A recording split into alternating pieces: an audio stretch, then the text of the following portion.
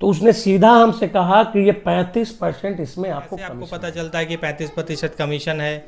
क्या इसमें आप शामिल रहे क्योंकि आप भी उनके एक हिस्सा थे? सही बात, देखिए पहले तो अब प्रोफेशनल ठेकेदार नहीं सभा है। में जिस तरीके से संदीप सौरभ आवाज़ उठाते हैं, उससे तो ये लगता है कि वो सिर्फ पालीगंज ही नहीं, बिहार के युवाओं की बात करते हैं, किसान की बात करते हैं।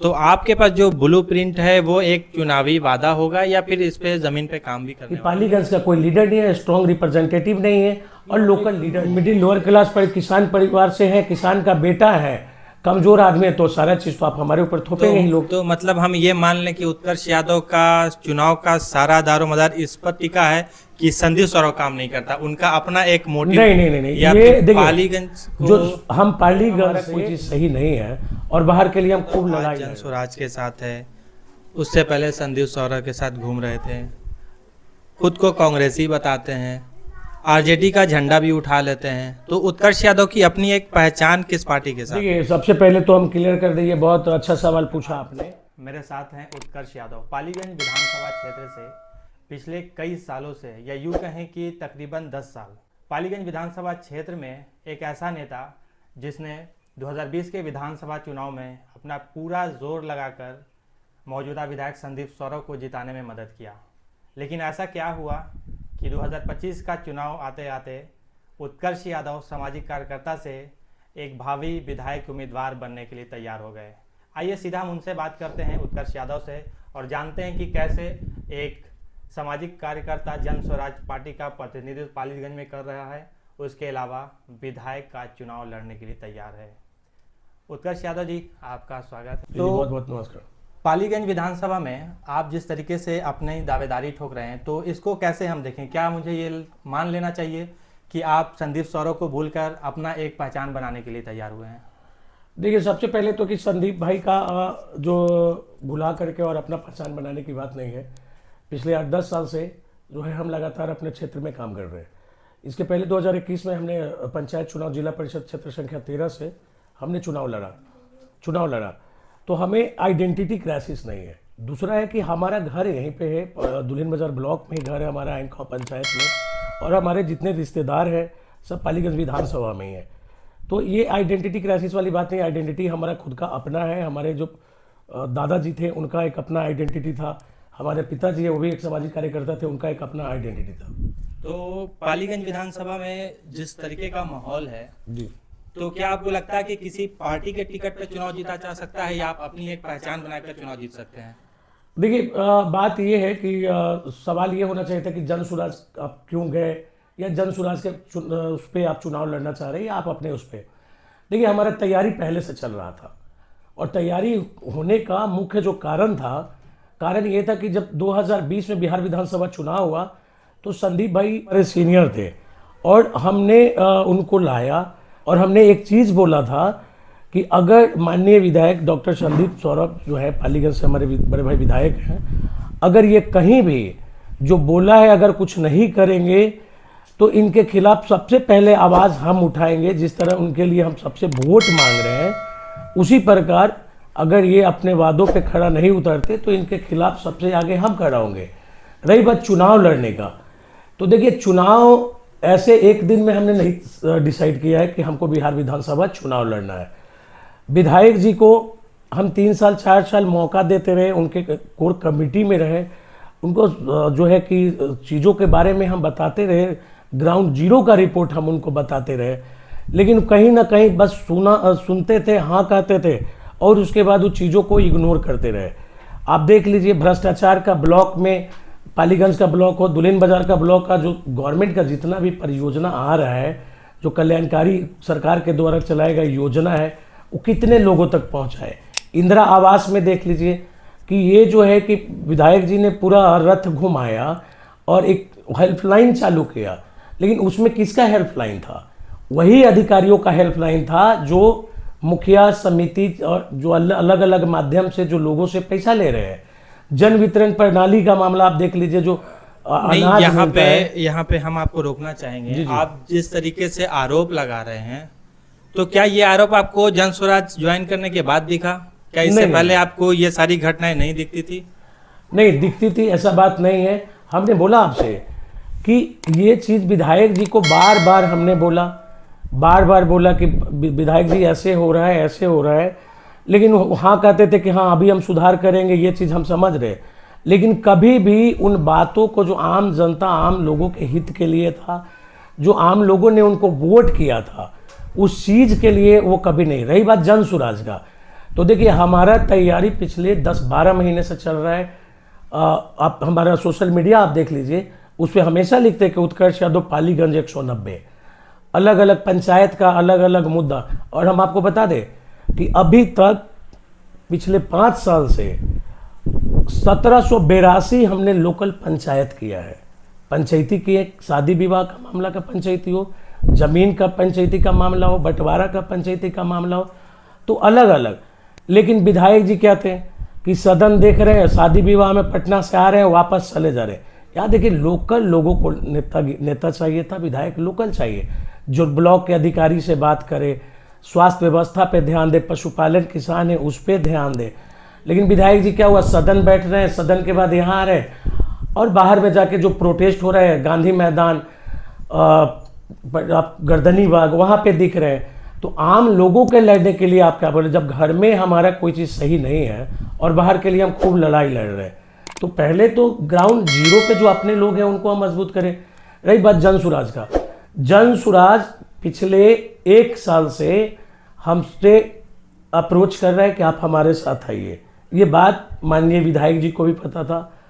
प्रशांत जी के साथ जब हमारा पहला मीटिंग था, तो उस समय हम संदीप भाई के आवास पे थे और हमने उनको कहा कि ये जन सुराज वाले हमको फ़ोन कर रहे हैं मिलने के लिए। तो उन्होंने कहा कि जाके मिलो, देखो क्या होता है। तो हम गए मिलने, मिला। उसके बाद जन सुराज प्रशांत जी से हमारी मुलाकात हुई और लोगों से मुलाकात हुई, और धीरे धीरे अपना जन सुराज का जो विज़न है, प्रशांत जी का जो विज़न है, हमको सही लगा। क्योंकि देखिए माले के पास गए, वहाँ भी सुनने वाला कोई नहीं। राष्ट्रीय जनता दल में गए, अभी हमारे यहाँ से MP है मीसा भारती जी, उनके चुनाव में हम रहे। अब यहाँ पे जितने नौजवान हैं, यूथ हैं, किसान हैं, वर्ग के लोग हैं, किसी भी वर्ग समाज के लिए ले लीजिए, सब लोगों ने वोट किया। लेकिन आज पूछे क्या डायरेक्ट मीसा भारती जी से बात होता है?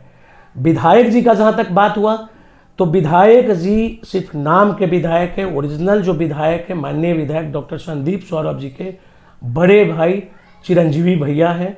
आप किसी से भी आप पूछ सकते हैं। दूसरा जो है कि उनका PS है शमशेर आलम जी। तो ये 2 लोग पूरे विधानसभा, और तीसरा जो है कि पूर्व के एक जिला परिषद है, वो 3 लोग मिलकर विधानसभा चला रहे। अगर आपको कोई भी काम हो, विधायक जी कहेंगे हाँ, लेकिन काम करवाने के लिए 3 आदमी से सहमति लेना होगा। ये तो एक तरीके से राजनीतिक आरोप हो गया कि चूंकि आपको चुनाव लड़ना है विधानसभा का, तो कुछ तो आरोप लगाने हैं, तो इस तरह के आरोप लगाए जाते हैं। लेकिन इसमें सच्चाई कितना है और ये इसको आप कैसे साबित कर पाएंगे? देखिए आरोप प्रत्यारोप का तो बात है। अब हम जब सामने आ गए हैं तो लोग तो हमको कहेंगे ही कहेंगे, लेकिन हम तो ये कह रहे हैं कि पालीगंज का 3.5 लाख वोटर है, 6.5 लाख पॉपुलेशन है, 39 पंचायत है, 38 जाति के लोग रह रहे हैं।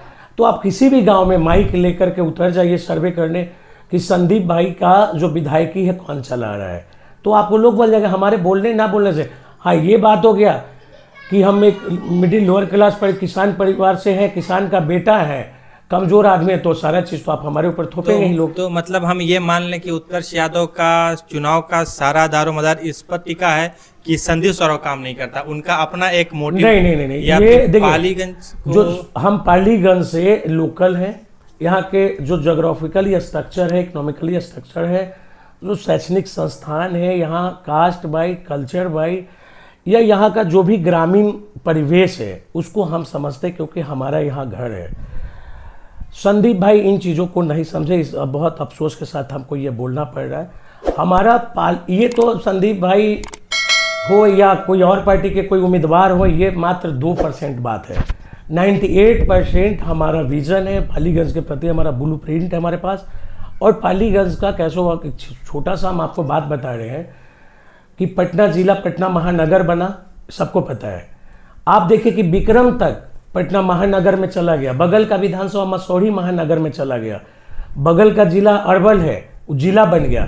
लेकिन पालीगंज के लिए आज तक हमारे नेता सदन में कोई भी पार्टी के लोगों, चलिए जनता दल यूनाइटेड का सरकार है, कम से कम पालीगंज के लोगों को, पालीगंज को तो जोड़ लेना चाहिए था। विक्रम तक हुआ, इसलिए कि पालीगंज का कोई लीडर नहीं है, स्ट्रॉन्ग रिप्रेजेंटेटिव नहीं है और लोकल लीडर नहीं है।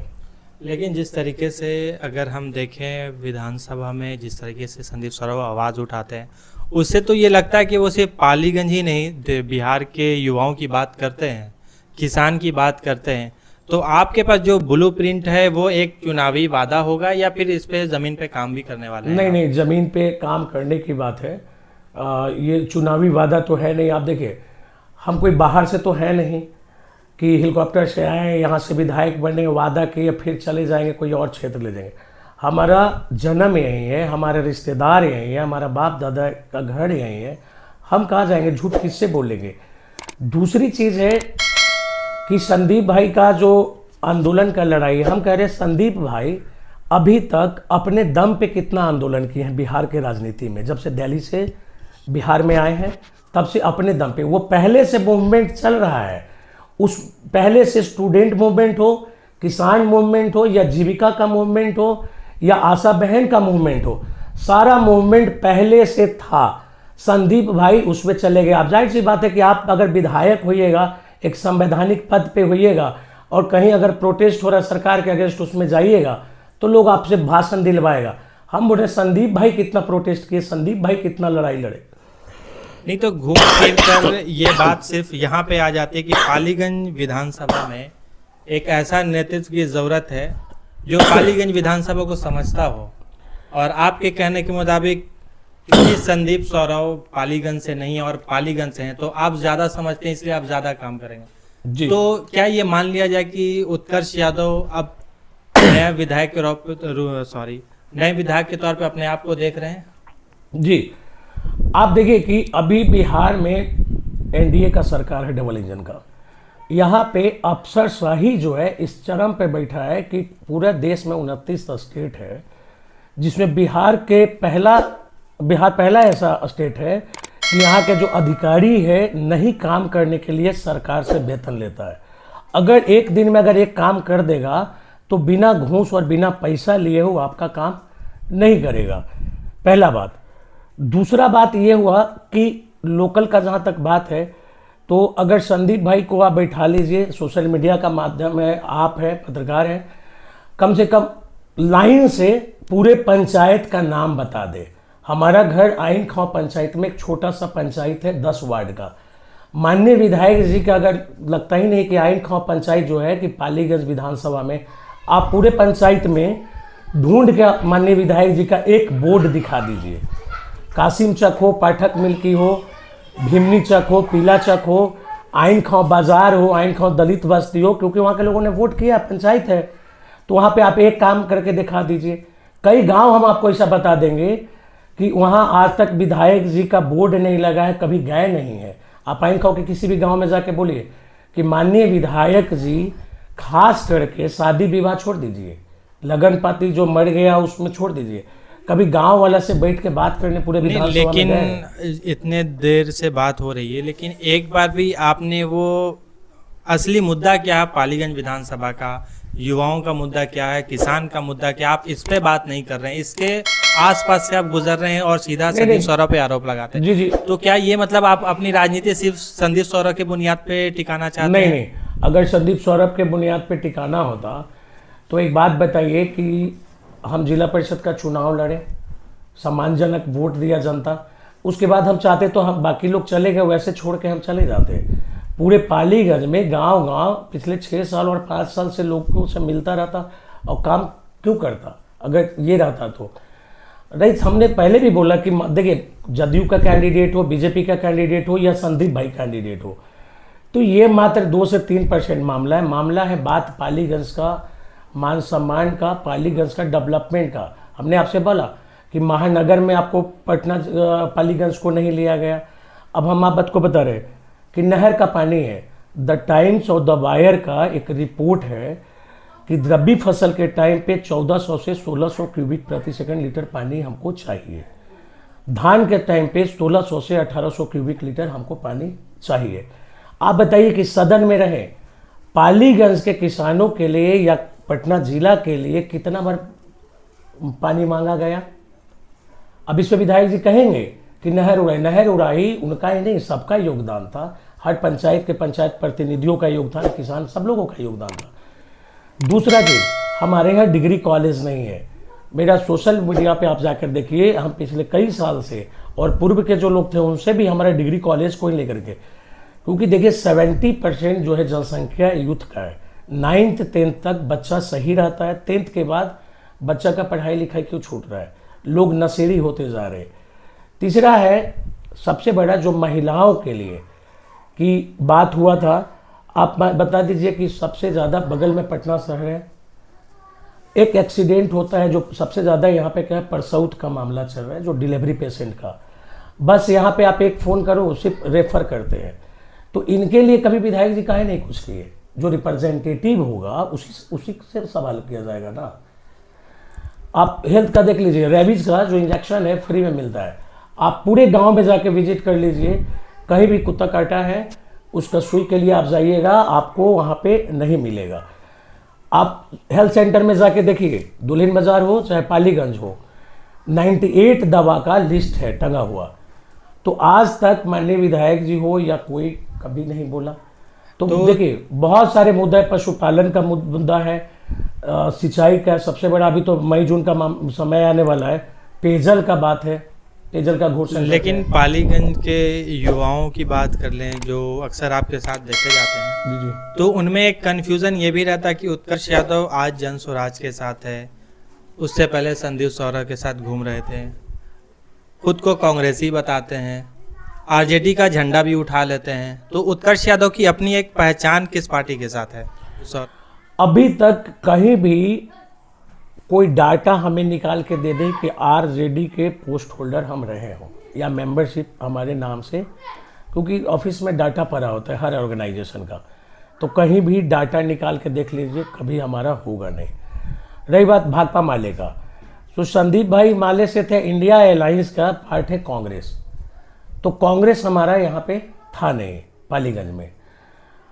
अब कांग्रेस था नहीं तो किसी न किसी के साथ हमको काम करना था, तो इंडिया अलायंस के लिए काम करना था। और इंडिया अलायंस में अभी यहाँ पालीगंज में कौन था? राष्ट्रीय जनता दल और भाकपा माले। भाकपा माले का सिटिंग जो कैंडिडेट है एमएलए हैं संदीप भाई थे, और डॉक्टर मीसा भारती जी कांग्रेस राष्ट्रीय जनता दल से थे। तो जो हमारा काम था अलायंस में होने के नाते हम वो किए। दूसरा चीज़ है कि जन सुराज, तो जन सुराज अभी बना है, 6 महीना पुरानी पार्टी है, 2 अक्टूबर को पार्टी बना, उसके पहले तो जन सुराज था नहीं। तो जन सुराज में जितने लोग हैं, कोई बीजेपी में था, कोई आरजेडी में था, कोई माले में था, कहीं ना कहीं से कोई ना कोई आया है। तो जन सुराज पार्टी नहीं है, बाकी लोग तो बिहार के ही हैं ना जन सुराज में। तो इसी जब हम तैयारी चल रहा था, जन सुराज बीच में आया। इनका प्रशांत जी का जो विज़न था, जो 5 सूत्री कार्यक्रम चलाने का बात कहा उन्होंने, कि वृद्धा पेंशन पे बात किया, बेहतर एजुकेशन सिस्टम पे बात किया, किसानों के बेहतर इनकम के लिए बात किया, पलायन रोकने के लिए बात किया। तो इन तमाम चीज़ों को देख करके लगा कि नहीं, इनका कम से कम विजन सही है। क्योंकि देखिए लोग वोट कब किए? लालू प्रसाद यादव जी या राष्ट्रीय जनता दल को लोग वोट किए एक टाइम पे कि मान सम्मान और एक इक्वलिटी का बात हो, अफसरशाही ना चले, अधिकारी सुने। तो सही बात है, उन्होंने ये चीज़ दिया। नीतीश कुमार के लिए सड़क और बिजली के लिए वोट दिया तो दिया, लेकिन हम कह रहे कि आपने प्रशांत जी का जो विज़न है कि पलायन के लिए और बेहतर एजुकेशन सिस्टम के लिए आपने कब वोट किया, अपने बच्चों के लिए कब वोट किया? ठीक है, थोड़े देर के लिए हम ये मान लेते हैं कि जन सुराज का एक विज़न है। पालीगंज विधानसभा में अभी टिकट फिक्स नहीं हुआ है, अगर जन स्वराज आपको टिकट नहीं देती है तो आपका क्या स्टैंड है? देखिए हमारा स्टैंड के बात नहीं है, जन सुराज जहाँ तक हमें पता है कि एक सिस्टम है, जून तक आप रुक जाइए, अभी अप्रैल ख़त्म हो रहा है, मई और जून, तो आपको खुद क्लियर हो जाएगा कि टिकट मिल रहा है कि नहीं मिल रहा है। तो आपने अभी जन स्वराज ज्वाइन कर लिया, तो जन स्वराज में एक नियम होगा, उस कायदे के हिसाब से टिकट का बंटवारा होगा। जी देखिए, जन सुराज में हमने टिकट के लिए अप्लाई किया, प्रशांत जी से हमारी मीटिंग हुई है, और जो पदाधिकारीगण हैं, चाहे एक टेक्निकल टीम है, उनसे हमारा बात हुआ। तो हमें प्रशांत जी के तरफ से, जन सुराज की तरफ से एक क्राइटेरिया दिया गया है, 10 क्राइटेरिया है उसमें, वो क्राइटेरिया हमें फुलफिल करना है। नहीं, ये सवाल ये तब उठकर आता है जब हम देखते हैं कि पालीगंज विधानसभा का 2020 का चुनाव था और आप संदीप सौरव के साथ घूम रहे थे, प्रचार प्रसार कर रहे थे। जी जी। जैसे ही टिकट क्लियर होता है और संदीप सौरव को टिकट मिलता है, वैसे ही आप दीनानाथ यादव के समर्थन में आरजेडी के कार्यालय ऑफिस में पहुंच जाते हैं और थाली बजाने लगते हैं दीनानाथ यादव के समर्थन में, और टिकट की मांग करते हैं कि उन्हें ये टिकट मिलना चाहिए। नहीं नहीं, देखिए वहाँ पे दीनानाथ का टिकट हम नहीं मांगे थे, क्लियर पहले हम ये करते। हाँ, हम राष्ट्रीय जनता दल के ऑफिस पे गए थे और वहाँ पे हम भाकपा माले का जो टिकट है उसका हम विरोध कर रहे थे कि ये जो सीट है, क्योंकि देखिए उस समय भी हम आपको अगर चाहिए तो डिटेल हम दे देंगे, क्योंकि उस समय हम भी टिकट मांग रहे थे और हम मांग रहे थे कांग्रेस से। तो हुआ कि ये आरजेडी के खाते का सीट है, बाद में ये लेफ्ट को मिला। तो हमारा वहाँ डिमांड ये था कि लोकल एमएलए होना चाहिए, लोकल लोगों को टिकट मिलना चाहिए। और ये जो है कि एक वर्ग या एक जो पालीगंज के लोग जो चीज़ को समझ रहे हैं, संदीप भाई देखिए हमारे सीनियर रहे, व्यक्तिगत रूप से अच्छा इंसान है, हम जानते हैं, लेकिन पॉलिटिकल रूप से इनमैच्योर इंसान है, तो ये बात हम पहले से जान रहे थे। तो एक बाहर से कैंडिडेट ला करके थोपा जा रहा था, तो हम उसके विरोध कर रहे थे कि आप टिकट कांग्रेस के खाते में जाए या आरजेडी के खाते में जाए, लेकिन लोकल लोगों को हो। दूसरा चीज़ है कि वहाँ के बाद हुआ, आए तेजस्वी जी से हमारी बात हुई थी उस समय, उसके बाद उस समय के जो कांग्रेस के प्रभारी थे उनसे हमारी बात हुई। फिर पालीगंज में महापंचायत लगा, जनसभा हुआ, और जनसभा में हमने बोला कि पालीगंज के लोग जो कहेंगे वही हम बात मानेंगे। तो सबसे पहले पालीगंज आईटीआई में एक मीटिंग हुई, महापंचायत हुआ, उसके बाद जो है कि चंडोस मोड़ के पास हाई स्कूल में जनसभा हुआ और वहाँ पे सबसे पूछा गया कि क्या किया जाए।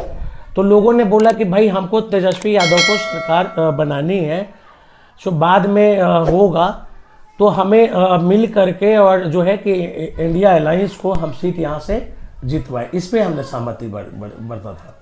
तो मतलब ये साफ हो गया आपकी उत्कर्ष यादव जन स्वराज के साथ खड़े रहेंगे। जी हाँ, हम जन स्वराज के साथ खड़े होने के साथ साथ हम बोलते हैं कि जन स्वराज बाद में है, सबसे पहले पालीगंज है, पालीगंज के लोग हैं और आम जनों का जो हम आवाज़ बन के पिछले 8 साल से हम लोगों का लड़ाई लड़ रहे हैं, वो हम लड़ाई लड़ेंगे। देखिए पालीगंज ही नहीं रहेगा मेरे पास, तो हम जन स्वराज को कैसे एस्टैब्लिश करेंगे। तो पालीगंज की लड़ाई पहले हमारा।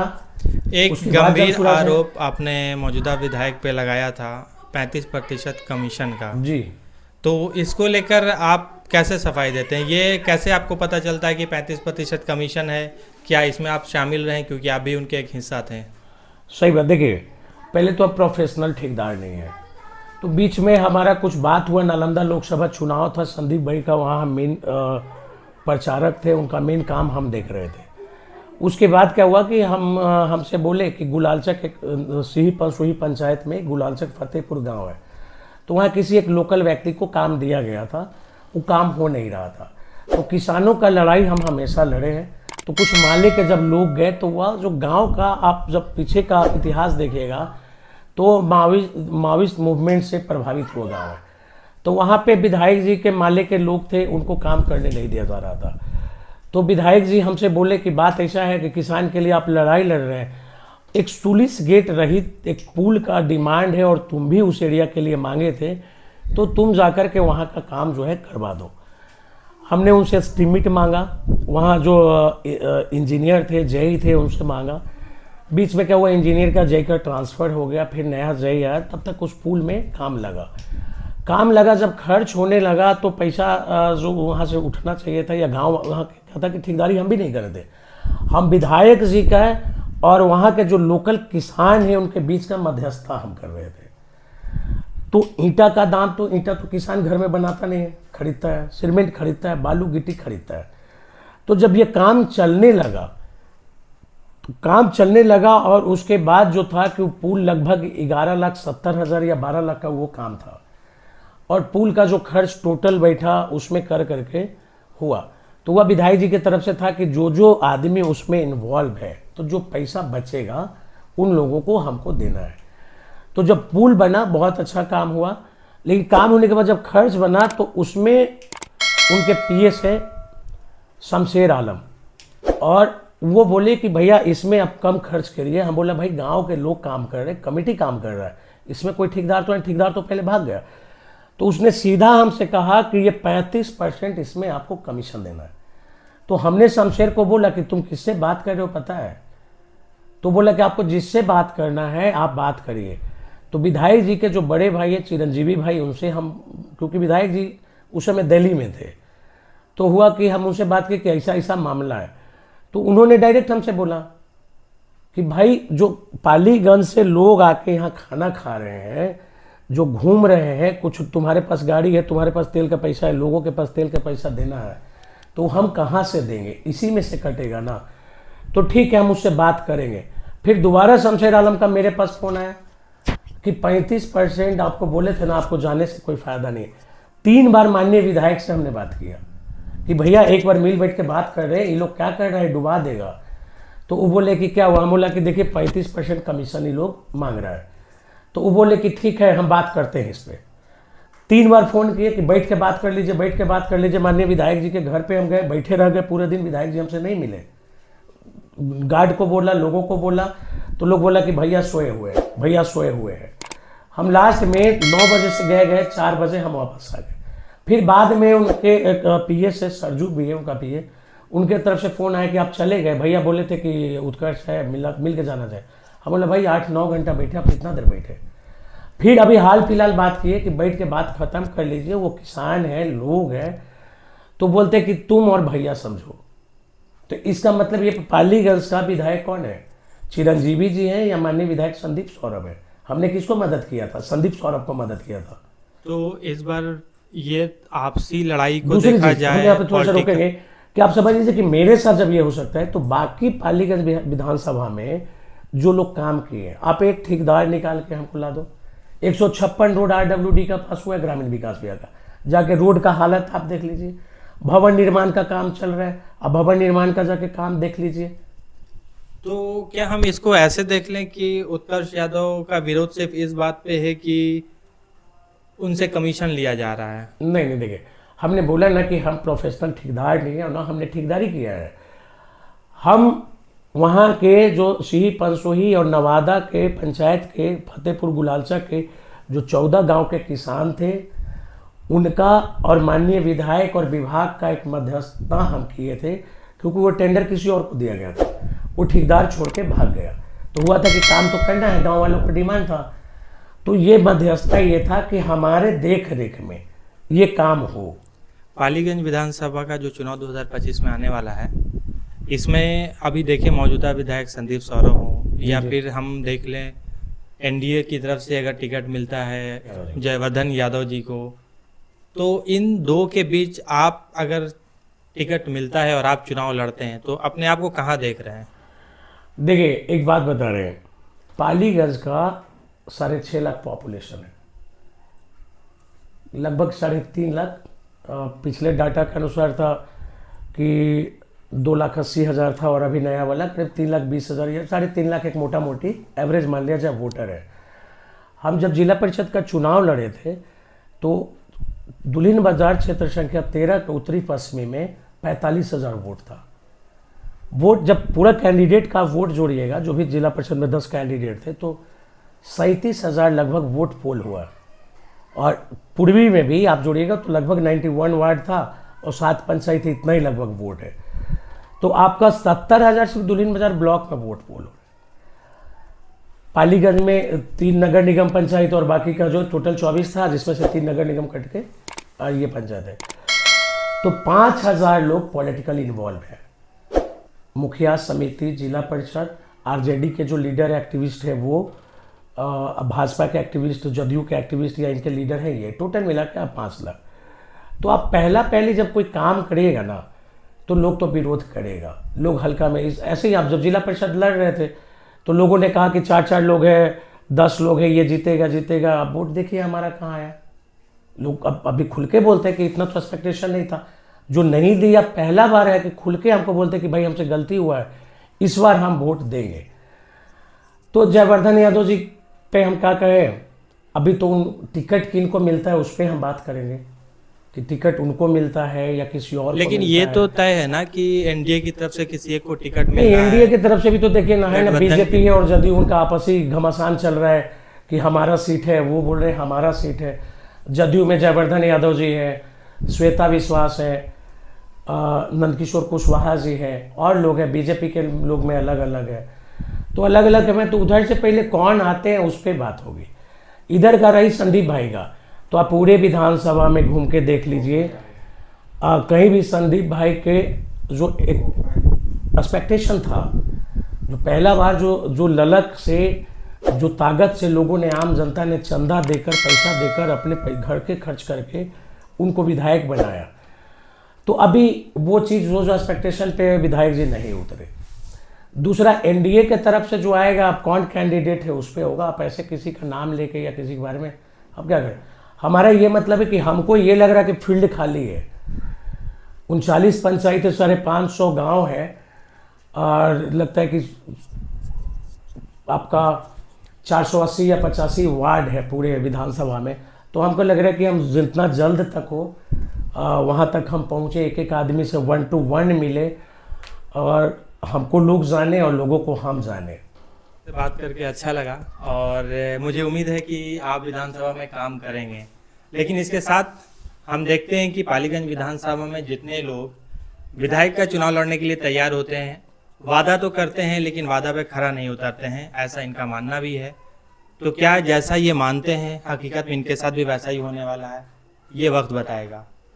मिलते हैं फिर एक बार आवाज़ आप तक के साथ। धन्यवाद।